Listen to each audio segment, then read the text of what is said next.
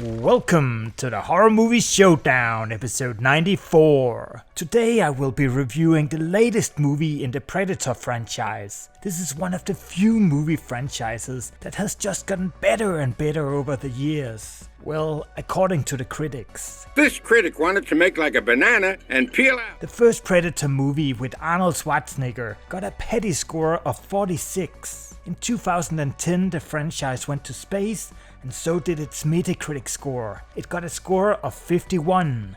Incredible! I'm sure most of you remember how excellent that movie was. The recent Prey from 2022 should be even more amazing. Is that even possible? It has gotten an impressive Metascore of 71, which is 54% higher than the original. Wow! I'm looking so much forward to experiencing this masterpiece together with you guys. So let's dive in. The movie takes us back to the 1700s, where we follow the Comanche girl Naru, who per traditional gender roles has to collect food and medicine. But she dreams about becoming something more. She wants to become a warrior, just like her big brother. To achieve this goal, she frequently sneaks off to the forest, putting in some extra practice. It's also here she sees something strange in the skies. Could it be a predator? Of course it could! Naru takes the burning sky as a sign that she is ready for her big hunt. You want to hunt something that's hunting you. But her mother doesn't give her much support. So many other things. Why do you want to hunt? Because you all think that I can't. What kind of motivation is that? That's the worst kind of motivation. Anyways, soon there is a tiger in the area, which is the perfect opportunity for Naru to sneak along the men to complete her big hunt. You could get shot sneaking up like that. Who's sneaking? And of course the men have to show a bit of toxic masculinity. We won't be gone long enough to need a cook. It is 2022 after all.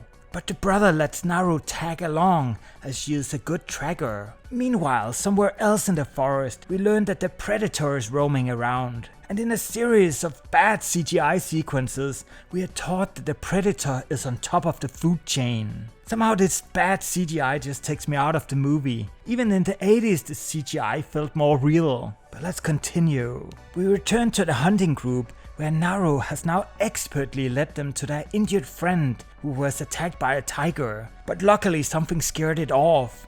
A predator maybe. And luckily Naru also brought some magical leaves from some orange flower, Totsia, which cools down the injured guy such that he doesn't bleed to death. I wonder if this cooling effect could somehow come in handy later in the movie. While moving back towards their camp, Naru finds sign that there is something more scary in the woods than the tiger.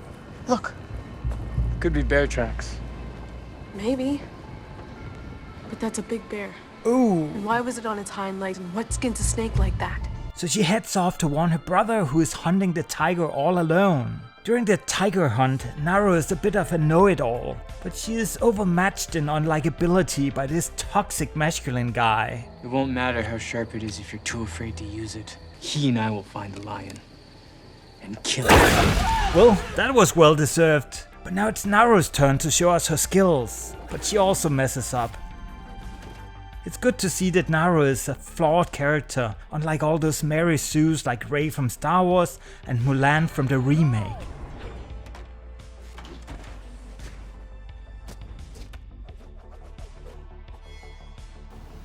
Right. But she is still quite unlikable. She never smiles, and she gets jealous instead of grateful when her brother saves her life and takes down the lion all by himself. But at least she has a likable dog.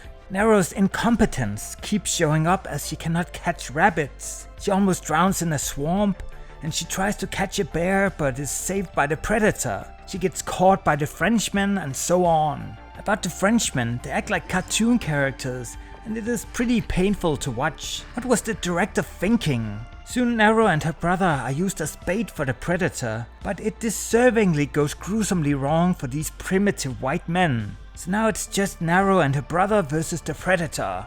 And now all of a sudden Naru has become competent in all areas. She instantly masters the bungee tomahawk.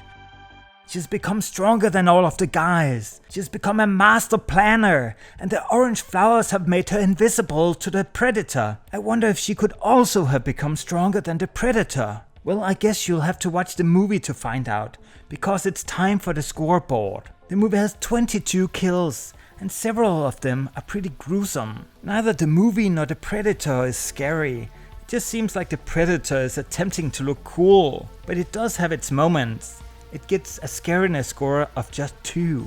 The movie has no nudity, but Comanche clothes is enough for a nudity score of 2. Overall, I think the premise of the movie was pretty interesting, and I would actually like to see a movie with a similar scenario, just set in Japan with samurais, but that's probably not going to happen. The movie also has its obligatory nods to the original, which are fine, I guess. If it bleeds, we can kill it.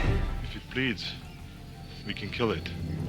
I think the movie has some nice elements, and I enjoyed some of the visuals, like when the hunters move through the forest at night. But the visuals also suffer severely from bad and unnecessary CGI. Especially the CGI animals feel kind of dead. Also, the main character Naru wasn't likable, as she lacked humility and humor, but the dog kind of helped a bit.